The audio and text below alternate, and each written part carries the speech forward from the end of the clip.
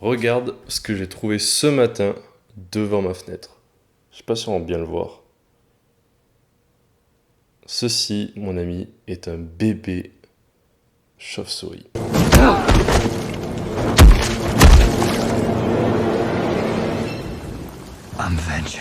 Bref, pourquoi est-ce que 99% des plus grands génies sont des hommes? Récemment, je suis tombé sur une photo regroupant tous les plus grands génies, les plus grands physiciens et scientifiques du XXe siècle. Il y a par exemple dessus Albert Einstein, Max Planck, Werner Heisenberg, Pardon? Dis mon nom. Erwin Schrödinger, Niels Bohr et une femme, Marie Curie. Cocorico, la France est représentée. Et bien sûr, en dessous de cette photo, qu'est-ce qu'il y avait comme commentaire? Eh bien, on disait que c'était magique de voir tous ces grands esprits réunis, mais que c'était triste de voir qu'il n'y avait qu'une seule femme, que c'était aussi un symbole évident du patriarcat et de comment les femmes étaient opprimées et qu'on les empêchait d'être des scientifiques. Et c'est une question que je me suis posée fréquemment. Pourquoi est-ce que, par exemple, la cuisine est associée à la femme à la maison? Mais où est Sarah, ta femme?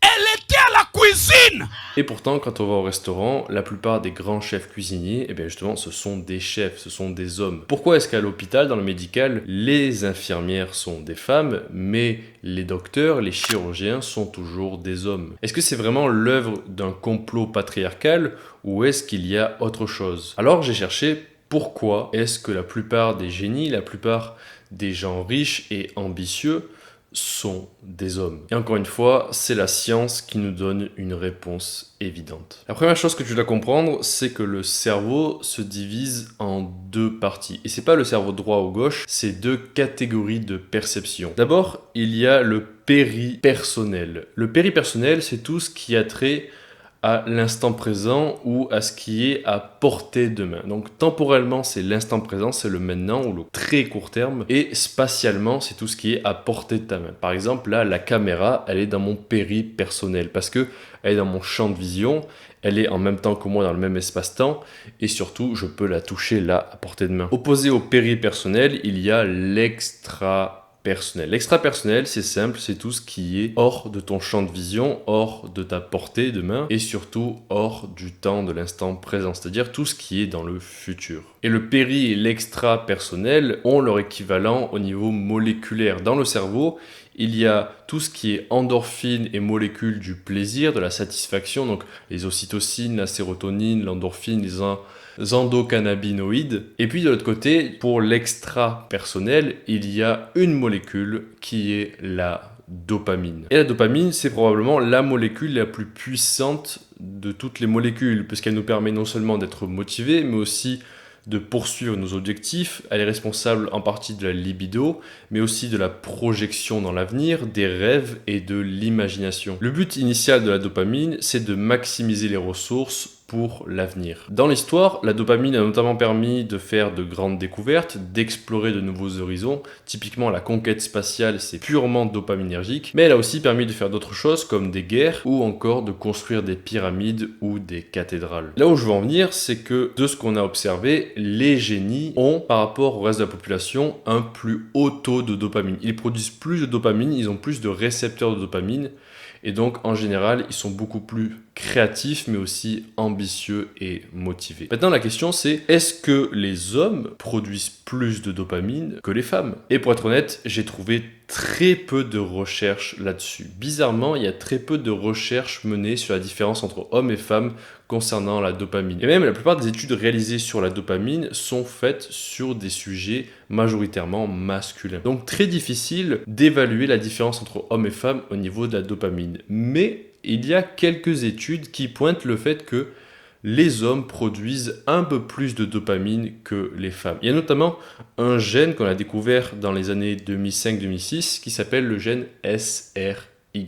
On n'est pas encore très certain de ce que fait ce gène, mais tout ce qu'on sait, c'est qu'il est rattaché au chromosome Y, donc seulement les hommes ont ce gène, et ce gène participerait à une surproduction de dopamine par rapport aux femmes. Mais on n'a pas besoin forcément d'avoir des recherches scientifiques pour admettre que les hommes sont plus dopaminergiques que les femmes. Il n'y a qu'à voir la différence au niveau de l'intelligence émotionnelle. Les hommes sont beaucoup moins, en général, intelligents émotionnellement. Et tout ce qui est des émotions, c'est la partie du péri-personnel, c'est la partie de l'instant présent, c'est la partie des endorphines et autres molécules de l'instant présent et des émotions. Les hommes sont beaucoup plus dans l'avenir, dans la poursuite que les femmes, et à l'inverse, les femmes sont beaucoup plus dans le service, dans les émotions, dans l'instant présent. Mais c'est pas suffisant. C'est pas suffisant parce que ce sont des généralités. Il y a quand même des hommes qui sont plus dans l'instant présent et dans les émotions, et à l'inverse, des femmes qui, eh bien, comme Marie Curie, sont beaucoup plus dans la poursuite et la découverte. Alors j'ai continué de creuser, et j'ai découvert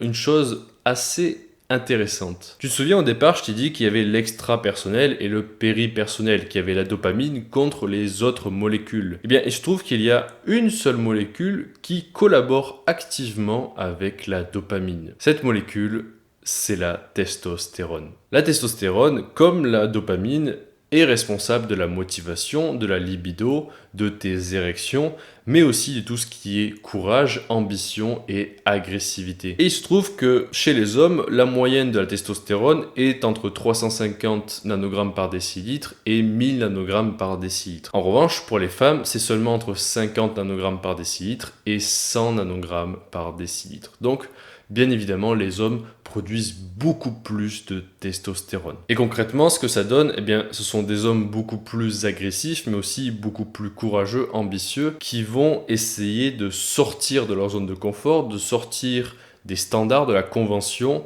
et penser par eux-mêmes et faire des découvertes importantes. Napoléon, c'était la testostérone. Einstein, c'était la testostérone. Et d'ailleurs, Einstein, si tu ne le savais pas, il a trompé sa femme avec sa cousine, et puis il a trompé sa cousine avec sa secrétaire. Il y aurait donc un lien chez les génies entre dopamine et testostérone. Mais ce que je dis là, pour moi, ça paraissait assez évident. J'ai juste fait des recherches complémentaires pour appuyer mes dires, mais globalement, je veux dire, c'est assez évident que la testostérone et la dopamine sont plus présentes chez les hommes que chez les femmes. Et pourtant, aujourd'hui, le féminisme et toute l'idéologie qu'il y a autour continue d'appuyer sur le fait que les hommes et les femmes sont inégaux, qu'il y a le patriarcat qui est un complot pour opprimer les femmes. D'ailleurs, au passage, je trouve ça extrêmement infantilisant de dire que toutes les femmes, jusqu'à récemment, n'étaient pas capables d'être maîtresses d'elles-mêmes et n'étaient pas capables de comprendre qu'il y avait un complot autour d'elles, comme si vraiment elles étaient des enfants qui ne comprenaient pas ce qui se passait. Mais au-delà de ça, ce que nous montre la recherche, c'est que le patriarcat n'a rien à voir là-dedans. Il y a qu'à voir par exemple le paradoxe de la Norvège. En Norvège, on a poussé au maximum l'égalité d'accès à l'éducation et à la formation. Et ce qu'on a observé en fait, c'est une polarisation des métiers. C'est-à-dire que il y a beaucoup plus de femmes qui deviennent infirmières et beaucoup plus d'hommes qui deviennent chirurgiens. Beaucoup plus de femmes qui sont dans le service à la personne et beaucoup plus d'hommes qui sont dans la technologie et la science. Et donc le féminisme actuel se heurte à un double paradoxe. Déjà de 1, eh bien, elles sont en guerre contre la nature elle-même, contre la génétique, contre nos cerveaux. Les féministes actuelles refusent la réalité qui est d'ordre moléculaire. Au-delà de ça, le deuxième paradoxe, qui est le résultat du premier, c'est qu'elles en viennent à détester le féminin. Elles en viennent à nourrir le patriarcat qu'elles détestent. Pourquoi ? Eh bien parce que lorsque tu observes les féministes actuelles, tu te rends compte qu'en fait, tout ce qu'elles veulent, c'est juste être des hommes. Elles veulent avoir accès à des grandes carrières comme les hommes, elles veulent du pouvoir, elles parlent énormément de pouvoir, de pouvoir et de pouvoir. Et eh bien le pouvoir, qu'est-ce que c'est ? C'est de la dopamine et de la testostérone. Et surtout, elles méprisent tout ce qui est féminin. Elles méprisent la maternité. Elles pensent que avoir un enfant, c'est avoir un parasite. Elles méprisent le fait de rester à la maison et de s'occuper de ses enfants, d'être présent pour ses enfants. Et elles méprisent aussi tout ce qui est instant présent et tout ce qui est molécule du bonheur. Elles sont dans la poursuite incessante, dans l'accumulation des partenaires sexuels. Et ce qui est marrant là-dedans, c'est qu'elles envient les hommes sans voir les inconvénients d'être un homme. Par exemple, savais-tu qu'un haut taux de dopamine était aussi associé à de gros risques de maladies mentales comme la schizophrénie ou la maladie de Parkinson? Et oui, c'est pour cela qu'il y a plus d'hommes malades de Parkinson ou schizophrènes que de femmes. C'est bien parce qu'ils ont un niveau de dopamine beaucoup plus haut que chez les femmes. Donc avant d'envier tous ces génies, tous ces gens qui ont eu des grandes carrières, qui ont fait des grandes découvertes, essaie de voir l'image dans son ensemble. Tout a un prix. Les hommes, s'ils sont dans la conquête, ils sont aussi beaucoup moins satisfaits au quotidien. Ils ont beaucoup plus de mal à être heureux dans l'instant présent, notamment dans le mariage. Et là où je voulais en venir avec cette vidéo, c'était pas juste de détruire les femmes, de les rabaisser en disant qu'elles peuvent pas être intelligentes, qu'elles peuvent pas faire de grandes découvertes. Je pense que si, la preuve en est avec Marie Curie, il y a des femmes qui sont plus, disons, masculines, et qui vont faire de grandes découvertes et qui ont apporté énormément à l'humanité. En revanche, je pense qu'actuellement, nous avons un problème avec la féminité. Nous avons un problème avec un certain mépris du féminin. Je pense que plus que jamais aujourd'hui, nous avons besoin de mettre beaucoup plus en avant les qualités féminines d'attention, de moment présent et d'amour. Parce qu'aujourd'hui, notre société est dirigée par le capitalisme limbique, ce fameux capitalisme que les féministes détestent alors même qu'elles en sont les plus grands acteurs. Nous sommes aujourd'hui dominés par la dopamine. La dopamine est partout et elle oriente toutes nos pensées, toutes nos actions. C'est la dopamine qui nous force à toujours consommer plus. C'est la dopamine qui nous rend addicts aux réseaux sociaux. C'est la dopamine qui nous rend profondément insatisfaits au quotidien. C'est la dopamine qui nous rend asociaux. Et c'est la dopamine qui fait qu'aujourd'hui, il y a un épuisement des ressources. Et je ne dis pas qu'on doit tous devenir des femmes en mode matriarcal. Non, ce que je dis, c'est que nous avons tout intérêt, nous en tant qu'hommes, à devenir plus masculins, à améliorer nos récepteurs de dopamine et à augmenter notre testostérone dans le but, simplement, d'être plus créatifs, de faire avancer notre civilisation.